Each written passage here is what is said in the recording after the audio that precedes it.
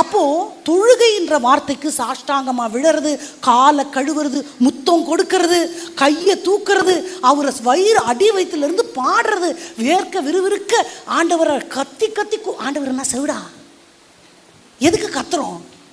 சத்தமாய் பாடி சத்துரு. ஏன்?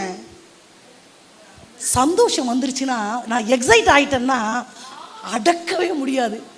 அப்போ மற்றவங்க என்னை பார்க்குறாங்கன்ற டிக்னிட்டி எல்லாம் போயிடும். It's out of love. அன்பிற்கும் உண்டோ? அதை தான் ஆண்டவர் சொல்கிறாரு.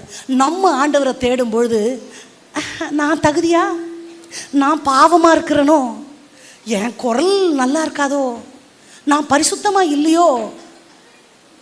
இல்லை, அந்த நாய்க்கு அது எதுவுமே தெரியாது. அது பார்த்துச்சுன்னா தான் எப்படி இருக்கிறோம், அவரை தொடலாமா, அவர் சட்டை அழுக்காயிடும், எதுவுமே அதுக்கு தோணாது. அது தான் மேலே வச்சிருக்கிற பாசத்தை அதுக்கு ஆசை தீர்ற வரைக்கும் காட்டும்.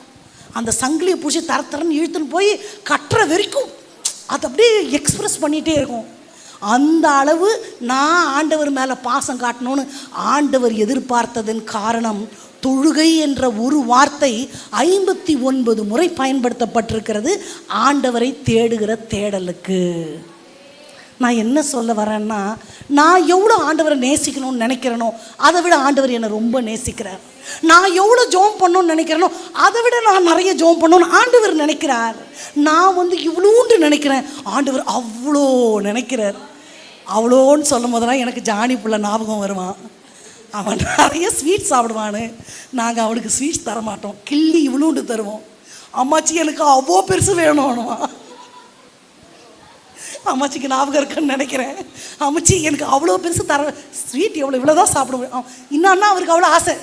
அந்த மாதிரி நான் ஆண்டவரை தேடணுன்றது எனக்கு இவ்வளோண்டு, ஆண்டவருக்கு அவ்வளோ பெருசு.